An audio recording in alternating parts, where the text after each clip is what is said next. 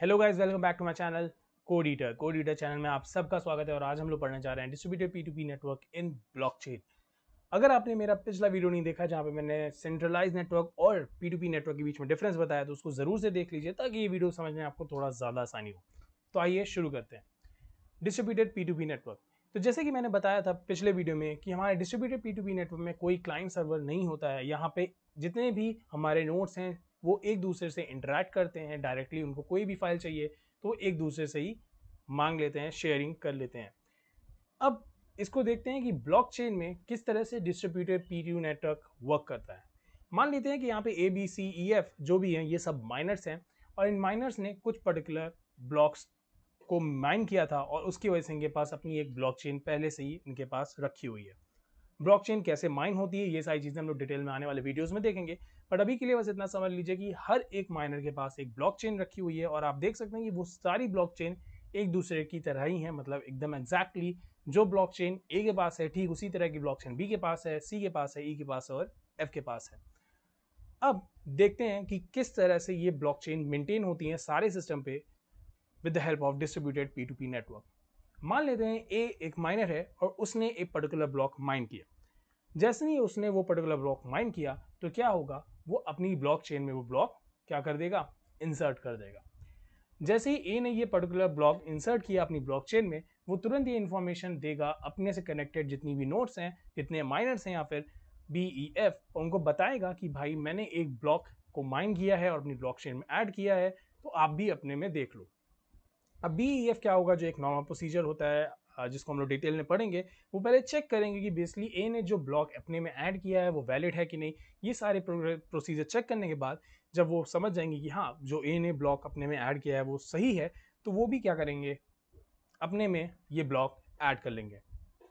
जब वो अपने में ये ब्लॉक ऐड कर लेंगे तो क्या होगा, तब वो अपने से कनेक्टेड जितने भी नोड्स होंगे, जितने भी माइनर्स होंगे, वो ये इंफॉर्मेशन उनको पास करेंगे और कहेंगे कि भाई ये देखो हमने एक ब्लॉक ऐड कर लिया है अपनी ब्लॉकचेन में, तो आप भी इसको अपने एंड पे चेक कर लो। और फिर जितने भी माइनर्स या नोड्स होंगी वो इसे चेक करेंगे, अगर उनको लगता है कि ये वैलिड है तो वो भी अपनी ब्लॉकचेन में उसको ऐड कर लेंगी। तो आपने देखा कि किस तरह से डिस्ट्रीब्यूटेड P2P नेटवर्क में एक ब्लॉकचेन को मेंटेन किया जाता है। तो आइए आप दूसरी चीज ये समझते हैं कि डिस्ट्रीब्यूटेड P2P की नेटवर्क की इंपॉर्टेंस क्या है हमारी ब्लॉकचेन में। एक तो सिंपली सीधी सी बात है कि ब्लॉक्स को किस तरह से ट्रांसफर करना है अक्रॉस द नेटवर्क, वो तो है ही, बट उसके अलावा इसकी और क्या इंपॉर्टेंस है ब्लॉकचेन में। तो अगर आपने मेरी वीडियो देखी है जहां पे मैंने इम्यूटेबल लेजर कवर किया था ब्लॉकचेन का, जो कि ब्लॉकचेन को एक तरह से इम्यूटेबल बना देती है। इम्यूटेबल का मतलब ये है कि अगर हमने ब्लॉक में कोई भी चेंज किया तो वो तुरंत ही क्या होता है और सारी नोट्स में रिफ्लेक्ट होने लगता है। जैसे कि मैंने क्या बताया था, मैं एक बार उसको रिवाइज करा देता हूँ। जैसे कि मान लेते हैं कि सी एक ब्लॉक है, एक ब्लॉकचेन की, और वहां पे एक हैकर ने क्या किया, अटैक कर दिया।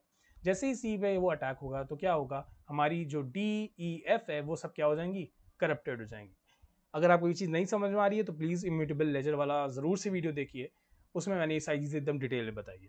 तो होगा क्या, जैसे कि मैंने बताया, सी को जैसे ही हैकर ने अटैक किया तो हमारी जो डी ई एफ है वो करप्ट हो जाएंगी और हमें तुरंत पता चल जाएगा कि हाँ यहाँ पे कोई हैकर ने अटैक किया है, तभी ये ब्लॉकचेन करप्ट दिखा रही है।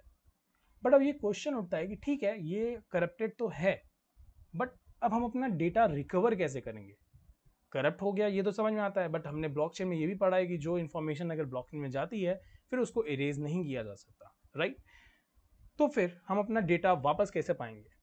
तो ये जो डेटा है हम किस तरह से वापस पाते हैं, वो बेसिकली डिस्ट्रीब्यूटेड P2P नेटवर्क की वजह से ही होता है। तो आइए देखते हैं किस तरह से डिस्ट्रीब्यूटेड P2P नेटवर्क के थ्रू हम अपने जो करप्ट डेटा है उसको रिकवर कर सकते हैं। तो मान लेते हैं कि हमारा एक डिस्ट्रीब्यूटेड P2P नेटवर्क है जहाँ पे A B C E F एक नोड्स हैं या फिर माइनर्स हैं। मान लेते हैं माइनर्स हैं और उन्होंने क्या किया है, ब्लॉकचेन को माइन करके अपने पास रखा हुआ है, और जो कॉपी ए के पास है ब्लॉकचेन की वही कॉपी सबके पास है। अब लेट्स से एक हैकर आता है और वो तुरंत जो ए के पास जो ब्लॉकचेन है उसकी एक मिडिल नेट को क्या करता है, नोड को करप्ट करता है, या फिर उसको करप्ट क्या करता है, मतलब उसमें डेटा कुछ चेंज करता है। अब आपके दिमाग में आएगा कि भाई अगर ऐसा होता है तो ये जितनी भी नोट्स हैं इसकी बात की वो करप्ट हो जाएंगी। बट क्योंकि हैकर बहुत ही स्मार्ट था, उसने क्या किया, इन सारी नोट्स को क्या कर लिया, हैक कर लिया। अब इससे हुआ क्या, डेटा करप्ट हमें नहीं शो करेगा, क्योंकि भाई अब हैकर ने इसको तो करप्ट किया, उसने आगे मतलब इसको हैक किया और उसके बाद वाली नोट्स को भी तुरंत कर लिया, क्योंकि ये हैकर काफी स्मार्ट था, वो ये कर सकता है। हम अपने डेटा को कैसे रिकवर करेंगे। तो इसमें होता क्या है कि बेसिकली जितनी भी नोड्स ए से कनेक्टेड हैं, जितने भी माइनर्स ए से कनेक्टेड हैं, वो तुरंत जब ये देखेंगे तो वो ए से एक इंफॉर्मेशन मांगेंगे, इंफॉर्मेशन भेजेंगे ए को और कहेंगे भाई ए, आपके पास जो ब्लॉकचेन है ना वो हमारी ब्लॉकचेन से मैच नहीं कर रही है। और क्योंकि BEF एक मेजॉरिटी में है तो ए को इनकी बात माननी पड़ेगी और ए को भी अपनी ब्लॉकचेन को चेंज करना पड़ेगा। तो जिसके थ्रू हमारी जो मतलब ब्लॉकचेन जो पहले की थी, जो शुरू में ब्लॉकचेन थी, वो वापस से वैसी हो जाएगी जस्ट बिकॉज BEF और C के पास हमारी जो ब्लॉकचेन है वो एग्जैक्टली मेंटेन्ड है। और इसी डिस्ट्रीब्यूटेड B2B नेटवर्क की वजह से हैकर्स क्या है, जल्दी किसी पर्टिकुलर ब्लॉक पे अटैक नहीं कर सकते, क्योंकि हैकर क्या है, वो एक पर्टिकुलर ब्लॉकचेन पे तो अटैक कर सकता है, डेफिनेटली वो ए पे जा सकता है और उनकी ब्लॉकचेन को हैक कर सकता है। जैसे कि अभी पहले हैकर ने किया, उसने क्या किया, उसने आया, उसने एक ही ब्लॉकचेन को टारगेट किया और उसने सारे के सारे ब्लॉक्स को चेंज करके रख दिया। ये हैकर कर सकता है, ये पॉसिबल है। बट क्योंकि अगर ये एक डिस्ट्रीब्यूटेड P2P नेटवर्क है और एक डिस्ट्रीब्यूटेड P2P नेटवर्क में thousands even lakhs of nodes हो सकते हैं, माइनर्स हो सकते हैं, तो सारे सिस्टम को हैक करना और सब जगह जाके ए के पास जाके, फिर बी के पास जाके, फिर सी के पास जाके, फिर ई के पास जाके और एफ के पास जाके और ऐसे ही थाउजेंड्स ऑफ अदर नोड्स के पास जाके सबको ब्लॉकचेन को चेंज करना, ये बहुत ही इम्पॉसिबल है। ये बिल्कुल भी पॉसिबल नहीं है, क्योंकि एक ही टाइम पे इतने सारे ब्लॉक्स को चेंज करना हर एक सिस्टम पे ये पॉसिबल बिल्कुल भी नहीं है। इसलिए भी ब्लॉकचेन को हैक करना एकदम इम्पॉसिबल बन जाता है। एक तो इम्यूटेबिलिटी, ऊपर से डिस्ट्रीब्यूटेड P2P नेटवर्क। तो आई होप आपको ये वीडियो अच्छा लगा होगा, और अगर आपको ये चीज़ अच्छी लगी है तो प्लीज़ इसे लाइक और सब्सक्राइब ज़रूर से करें। और अगर आपको अभी भी कोई कॉन्सेप्ट समझने में या कुछ भी दिक्कत आई है तो प्लीज़ उसे कमेंट करें, मैं डेफिनेटली उसको सॉल्व करने की पूरी कोशिश करूँगा। तब तक के लिए बाय बाय।